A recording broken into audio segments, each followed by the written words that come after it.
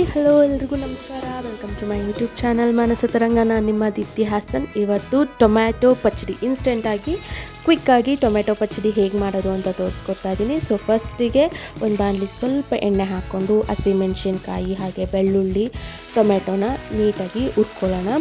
ಚೆನ್ನಾಗಿ ಹುರ್ಕೊಳ್ಬೇಕು. ಅದಾದಮೇಲೆ ಇದಕ್ಕೆ ಟೊಮೆಟೊ ಸಾಫ್ಟ್ ಆಗಲಿಕ್ಕೆ ಸ್ವಲ್ಪ ನಾನು ಅಳ್ಳುಪ್ಪನ್ನ ಮೇಲ್ಗಡೆ ಉದುರಿಸ್ತಾ ಇದ್ದೀನಿ. ಹಾಗೆಯೇ ಕೊತ್ತಂಬರಿ ಸೊಪ್ಪನ್ನ ಹಾಕ್ಕೊಳ್ತಾ ಇದ್ದೀನಿ. ಕೊತ್ತಂಬರಿ ಸೊಪ್ಪನ್ನ ಹಾಕ್ಕೊಂಡ್ರೆ ಟೇಸ್ಟು ಸೂಪರಾಗಿರುತ್ತೆ. ಅದಾದಮೇಲೆ ಇದನ್ನು ಹಾಗೆ ಮಿಕ್ಸ್ ಮಾಡ್ಕೊಳ್ಳೋಣ. ಇವಾಗ ನಾನು ಇದಕ್ಕೆ 1 ಸ್ಪೂನ್ ಅಥವಾ 1.5 ಸ್ಪೂನಷ್ಟು ಜೀರಿಗೆನ ತೊಗೊಳ್ತಾ ಇದ್ದೀನಿ. ಸೊ ಅದನ್ನು ಹಾಕ್ಕೊಂಡು ಚೆನ್ನಾಗಿ ಮಿಕ್ಸ್ ಮಾಡ್ಕೊಳ್ಳೋಣ. ಆಮೇಲೆ ಇದಕ್ಕೆ ಸ್ವಲ್ಪ ನಾನು ಕೊತ್ತಂಬರಿ ಸೊಪ್ಪನ್ನ ಹಾಕ್ಕೊಂಡು ಈಗ ನೀಟಾಗಿ ಮಿಕ್ಸ್ ಮಾಡಿಕೊಂಡ್ರೆ ಈಗ ಟೊಮೆಟೊ ಎಲ್ಲ ಆಲ್ಮೋಸ್ಟ್ ಸಾಫ್ಟ್ ಆಗ್ತಾಯಿದೆ. ಸೊ ಇದು ಸಾಫ್ಟ್ ಆದಮೇಲೆ ಇದು ಸ್ವಲ್ಪ ಕೂಲ್ ಆಗಕ್ಕೆ ಬಿಡೋಣ.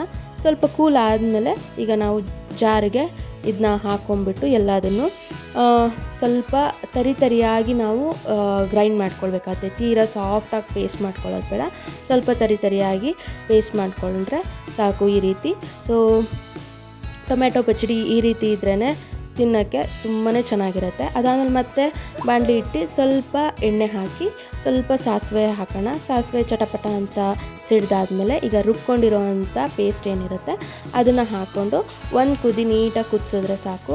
ಸೂಪರಾಗಿರೋವಂಥ ಟೊಮೆಟೊ ಪಚ್ಚಡಿ ಇನ್ಸ್ಟೆಂಟಾಗಿ ರೆಡಿಯಾಗಿರುತ್ತೆ. ಸೊ ಇದನ್ನು ರೊಟ್ಟಿ, ಚಪಾತಿ, ಅನ್ನ, ಬಿಸಿ ಬಿಸಿ ಅನ್ನಕ್ಕೆ ಇದನ್ನು ಹಾಕ್ಕೊಂಡು ಸ್ವಲ್ಪ ತುಪ್ಪ ಹಾಕ್ಕೊಂಡು ತಿಂತಾ ಇದ್ರೆ ವಾವ್ ಸೂಪರಾಗಿರುತ್ತೆ. ಸೊ ನೀವು ಈ ರೆಸಿಪಿನ ಒಂದು ಸತಿ ಟ್ರೈ ಮಾಡಿ ಹಾಗೆ ಕಮೆಂಟಲ್ಲಿ ತಿಳಿಸಿ ಹೇಗಿತ್ತು ಅಂತ ಹೇಳಿ.